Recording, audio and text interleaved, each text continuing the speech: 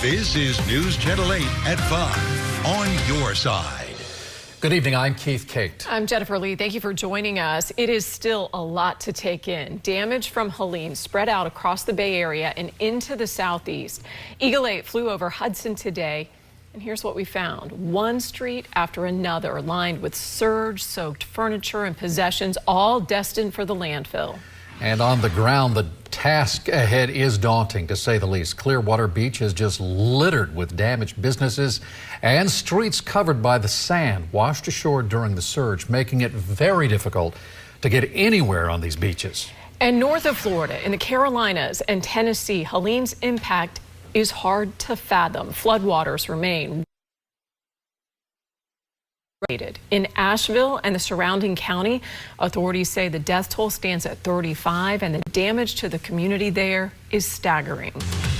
Tonight, we have 8 on your side team coverage with reporters throughout the Bay Area looking at the difficult task of cleaning up and recovering from Helene. But we're going to start with our chief meteorologist, Jeff Baradelli, tonight. And I hate to be the bearer of bad news, but Jeff, it's still very active in the tropics, and there are some areas we need to be watching. Yeah, you know, it's never been this active in the tropics so far this season until now. We have a lot of activity all across the Atlantic Ocean right now. So I want to show you first the Y view, and then we'll talk about what's happening in the Caribbean and in the Gulf of Mexico. So notice we have Isaac. That's a post-tropical cyclone. It was a very strong hurricane.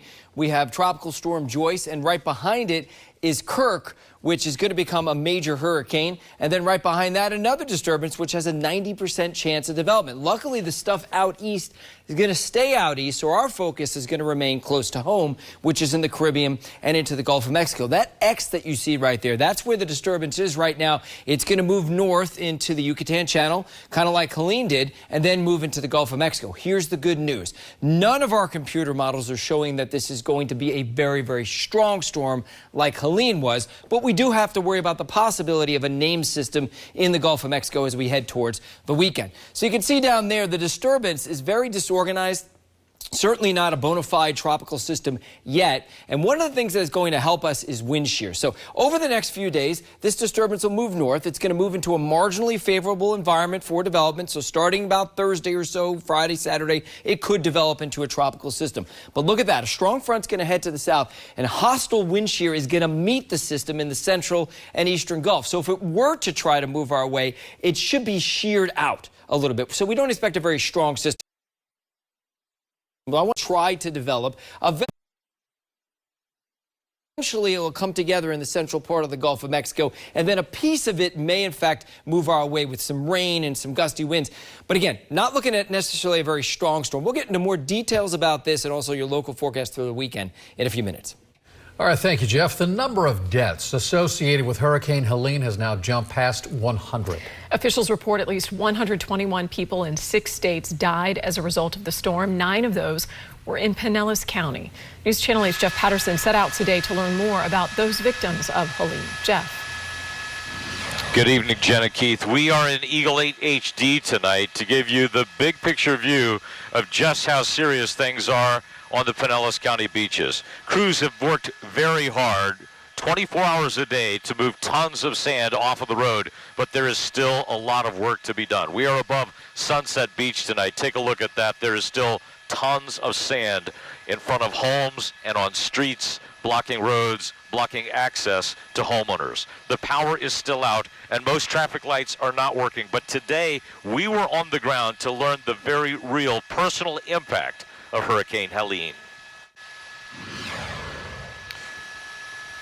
So if you have someone in your family with special needs or limited mobility, or you know someone that does, please have a conversation with them now and come up with an evacuation plan. Let me show you why. Take a look at that sand. It's tons of sand that has come through homes and into streets, and you don't want to wait until after a storm starts to come up with an evacuation plan.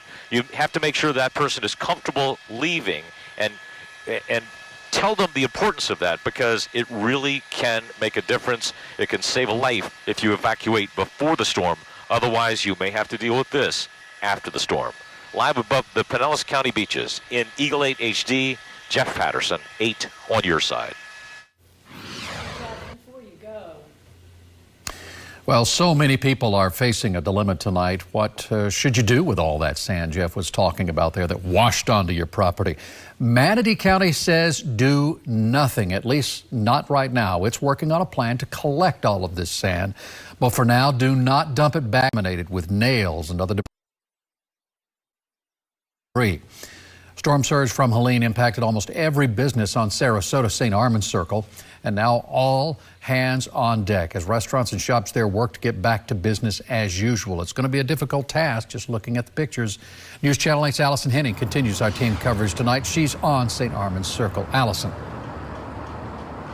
Keith, it's a real mess out here. Like you mentioned, just about every single business out here suffered some sort of damage from that storm surge. Last week, we saw many of them out here trying to protect their properties and all their merchandise inside by using sandbags and other measures. But as you can see inside this shoe shop right here, sadly, those efforts were no match for Helene.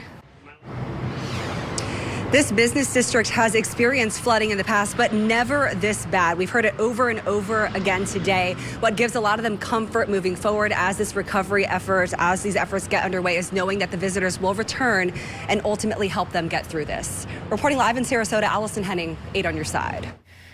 One of the hardest hit areas of Hillsborough County is Town and Country. That's an area that has canals surrounding low-lying homes. Days after the storm, exhaustion is setting in for the residents there, especially in Baycrest Park, which is located on the edge of Tampa Bay off Memorial Highway in Town and Country. News Channel 8's Stacy DeSilva is there for us tonight, and another corner of our area dealing with unprecedented flood damage. The images are staggering, just seeing the piles of debris. Those are parts of people's lives behind you. Yeah, Jen, so many nooks and crannies around the Bay Area, right, where people are really struggling. Here, they really can't believe this happened, that water flowed so strongly from the canals into the streets, into the homes. But here we are now, Monday evening. They're hard at work, and this is what you see driving around everywhere here. Drywall, furniture, electronics, as people try to clean up from this disaster. So Green says she does not have property insurance, but she will be contacting FEMA and trying to move forward. She and others say they are grateful, though, as this pillow laying here says, because while they may have lost everything, they still have their lives, which is sadly not the case for everyone after Hurricane Helene. Reporting live in Town and Country, I'm Stacy DeSilva, 8 on your side. So much we're looking at here locally, but you've also been watching the news. I'm hearing from relatives elsewhere, parts of the southeast, also dealing with unimaginable flooding right now. Quaint mountain communities have been damaged beyond recognition. Still ahead, a look at some of that damage up in the Smoky Mountains and what's being done to help people there. I'm 8 on your side's Avery Cotton, and all this week we're covering Hurricane Helene's aftermath, the damage impacts to the Bay Area, and how you can help our community recover. Wake up with us tomorrow morning on News Channel 8 Today. In the ever-changing world of weather, accuracy is everything. Max Defender 8 is the most accurate weather radar in Florida, so you'll know exactly when severe weather is heading your way. Max Defender 8, only on News Channel 8, on your side. Closed captioning sponsored by Culpeper Kurland. Auto accident? Call Culpeper Kurland. Compassionate, kind. Culpeper Kurland. Eagle 8 HD coverage is brought to you by your Suncoast Hyundai dealers. Visit your local dealer today or shop buyhyundai.com. In Asheville, North Carolina, life has changed dramatically for just about everyone. Tonight, News Nation's Mills Hayes shows us some of what they're facing. Max Defender 8, the most accurate weather radar in Florida. So we are about to enter October, and I'll tell you, when I look at the tropics, it has never been this active this tropical season. We have 4 things we're watching right now in the eastern part of the Atlantic Ocean. Post-tropical storm Isaac. We have Tropical Depression Joyce. There's Tropical Storm Kirk. It's right under that red area right there. That's going to become a major hurricane. And that acts, that disturbance to the south of the Cape Verde Islands, that's likely to become a strong, if not major hurricane. Right now, it has a 90% chance of development. The one we're more concerned about is that disturbance off Nicaragua. That's going to move to the northwest and maybe become a named tropical system as it enters the Gulf of Mexico. All right, we'll get back to that in a couple of seconds. I want to show you a couple of the aftermath photos of Helene. So unfortunate. You can see all that water in Treasure Island inside that pool. People are cleaning up. This picture right here is from Cheryl. This is a common scene across the Bay Area right now. And this last picture, we have flooding all over the Intracoastal and Tampa Bay. Now, this right here is from the Ruskin area. Look at how high that water was on that stop sign. If you want to send me a picture or a video, send it right there, WFLA.com/report it, and we will try to use it on the air. Now, it's been a hot day in Polk County. It was high. In fact, that we're at the end of September and the beginning of October. Not much on the radar, and I think we'll see a couple of spotty showers this evening, mainly over inland areas, but for the most part, it's going to be dry. We have a little front that's going to be approaching tomorrow, and that's likely to bubble up a couple of showers offshore tomorrow morning. And as the day goes on, especially by early afternoon, those showers will redevelop on land. So we'll see scattered showers and storms tomorrow. Rain chances up to about 50%. I think it's mainly going to be from I-75 eastward, and the best chance of rain is going to be across Polk County, Hardee, DeSoto, and Highlands County tomorrow late in the afternoon and tomorrow evening. Wednesday, it's going to be just maybe slightly drier, but we're still going to see those spotty showers and a couple of downpours working their way from the coast inland as the day goes on. Tomorrow's a stormier day overall. However, on Wednesday, those showers will concentrate themselves a little closer to the coast. So rain chances about 50% tomorrow, about 40% as we head into Wednesday. And our normal high is 89. We're going to be right there in the low 90s, but your feels like temperatures, again, 100 to 105 for the next couple of days. Can't get rid of the humidity, and more tropical moisture is brewing. So there's the disturbance we're watching off Central America right now. As it rides north, by the end of this week, it has a chance to start getting a bit of a spin. So there it is right there. And by Friday, it's emerging from the Caribbean into the Gulf of Mexico. And it has a chance of becoming a real tropical storm, or maybe even a slight chance of becoming a hurricane in the southern part of the Gulf of Mexico. But here's the good news. A front is going to work its way south, so that if it tries to move our way, it's going to get, I think, sheared apart. Yes, there's a chance we could see a tropical system by Sunday, Monday, Tuesday timeframe, but it should weaken because of all that wind shear that's going to be moving our way. Still, chances are going to go up. And again, don't be surprised if there's a real tropical storm or even a low-end hurricane in the Gulf by the weekend. Here's a look at your 8-day forecast now. So it looks like we'll see pretty typical weather through about Thursday. Then the tropical moisture increases on Friday, and especially through the end of the weekend into early next week, when we have to watch for the potential for some type of tropical system moving our way, but nowhere near as strong as Hurricane Helene. That's your weather forecast. Now here's tomorrow's traffic tonight. I'm Beth Russo in for Deanne King with tomorrow's traffic tonight. As you start driving around the area this week, you're going to notice a lot of road closures, a lot of cleanup underway from the storm. So definitely give yourself extra time wherever you're going, especially if it's in one of those harder hit areas. A specific lane closure or lane closures that I want to let you know about here in Tampa. It's going to be on Florida Avenue, North Florida Avenue, between West 131st Avenue and 127th Avenue, I should say. Crews are going to be out there. Starts today, runs all the way through Thursday. They're hoping to have that done by 5 o'clock on Thursday. They're repairing a water main in that area, so be aware of that. Again, North Florida Avenue, 131st Avenue to 127th. That's where you're going to see some lane closures. Crews will have signs out there to direct you around the closures and help you work through that. In the meantime, though, you'll need extra time in this area. And again, if you're headed out to any of the areas heavily impacted by Helene. I'm Beth Russo with tomorrow's traffic tonight.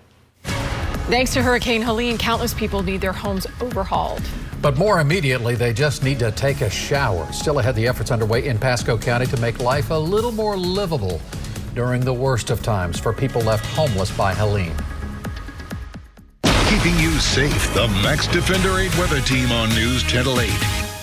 From up here, we can see all the winning plays. The Golden Diamond Source supports all the Tampa Bay sports teams. With year-round championship excitement, you don't want to miss the Gem of the Week. The Gem of the Week every Sunday on Super Sports Sunday at 11:35 on NewsChannel 8. Power crews are working tirelessly to get the lights back on. But they're facing some big challenges as they repair the damage left behind by Helene. NewsChannel 8's Chloe Sparks headed to Pasco County today and discovered there is help for those still waiting.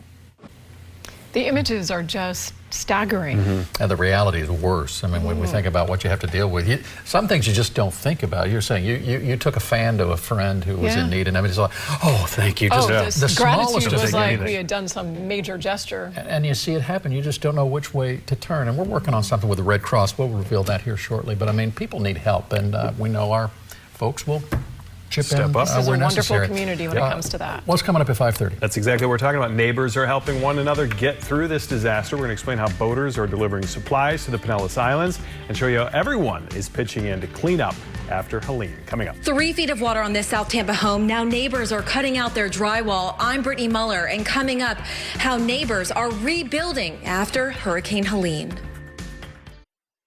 Live, this is News Channel 8 at 5:30 on your side. Good evening, everyone. I'm Josh Benson. I'm Jennifer Lee. Thank you for joining us. Well, the concern tonight for so many is mold. After a record-breaking storm surge inundated their homes, many South Tampa neighbors near West Shore Boulevard are gutting their houses. News Channel 8's Brittany Muller is live tonight in South Tampa. Brittany, I have friends who live in those neighborhoods, and we're not talking about homes that are right on the water. They were inundated on the east side of West Shore Boulevard. Jen, that's exactly where we're standing. These homes are not on the waterfront, and take a look at all this debris. They are gutting their homes, and these piles are scattered everywhere along West Shore Boulevard, and sadly, they'll only continue to grow as these residents throw out their garbage.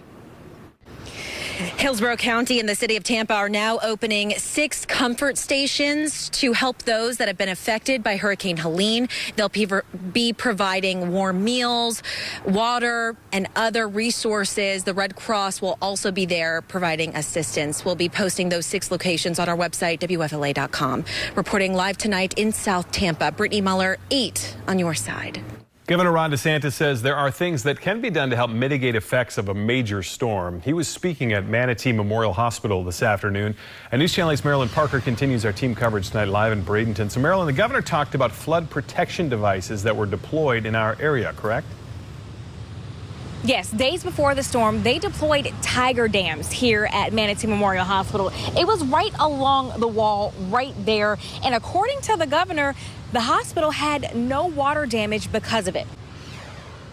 Now, the questions we're asking tonight are, is this something that's readily available to people in these neighborhoods, and how can they get them? We went next door to a neighborhood and they say, yeah, they saw the tiger dams come in and they wish they had it because their homes flooded. We're getting more answers on that tonight, and we're speaking with those residents. That's coming up on News Channel 8 at 11.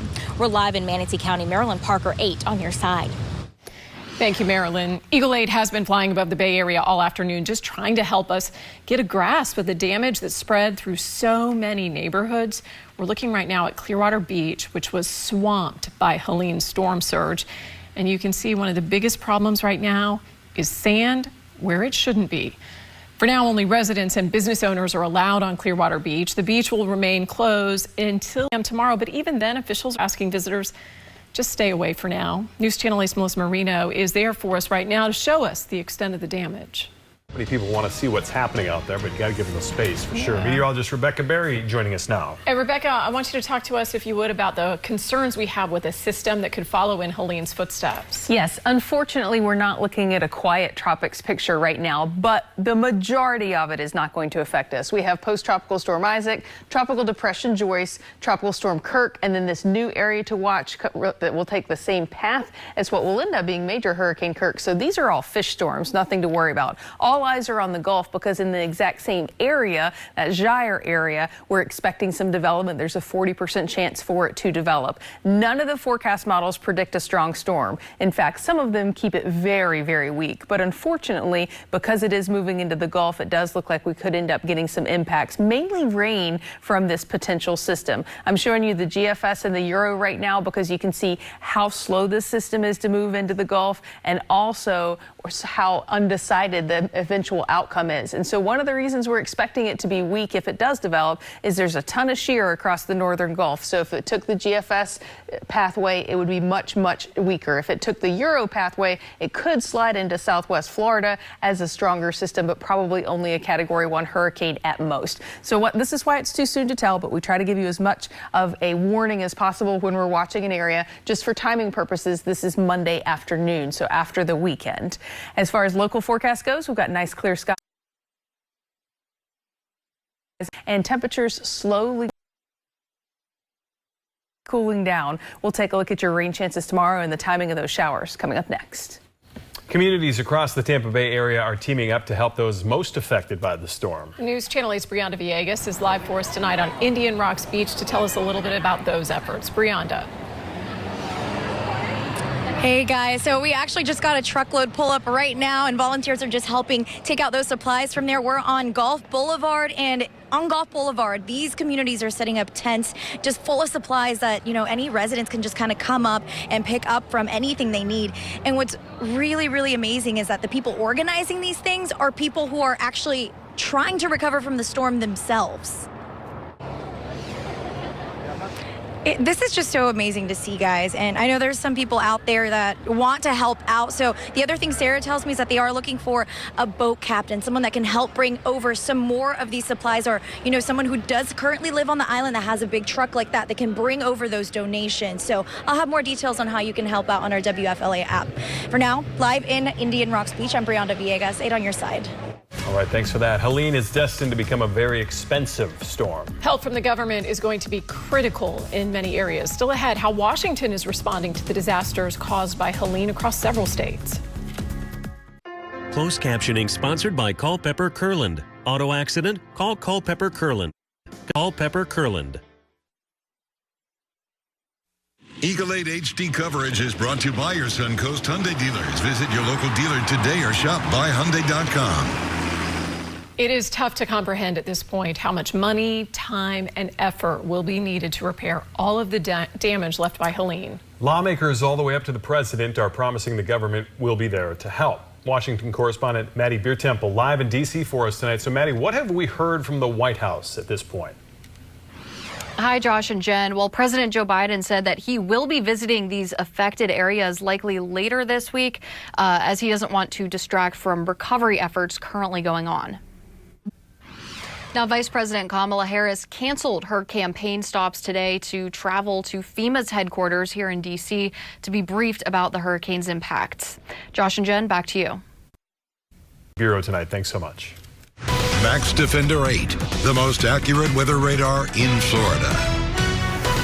Taking a look at the tropics, this is that next system of concern, has a 40% chance to develop, will most likely end up in the Gulf after the weekend and into the beginning of next week, but all signs show it being a much, much weaker system thanks to wind shear. And so that's what we're watching in the tropics, and we're still looking at all the photos and videos you sent us. Look at this scene playing out. All of the flooded homes are emptying the contents out to let them dry out and start hauling them away. And then this is step 2 going on all around the Bay Area. You cut the drywall where the floodwaters receded to give that house a chance to dry out. And we're leaving you with one last picture from St. Pete from Vanessa at the storm surge covering those cars and even coming up higher than you can see on that fence right there by the mid part of the fence as a reference. So terrible images coming in. We really appreciate you sharing them with us. If you have an image or a video to share with us, you can use our Report It system. It allows us to pull those images right into our weather system. You can scan the QR code right here or go to WFLA.com/reportit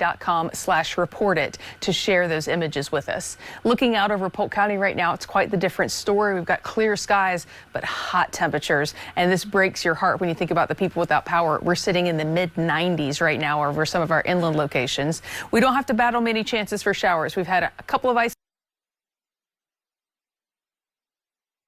as well, but in general, looking quiet and dry out there for the evening hours, and any chances for showers that exist right now do fade after sunset, which is just after 7 p.m. and at that point, temperatures get a little friendlier. It's not quite windows open weather, but it is a little better than the 90s we're seeing out there right now.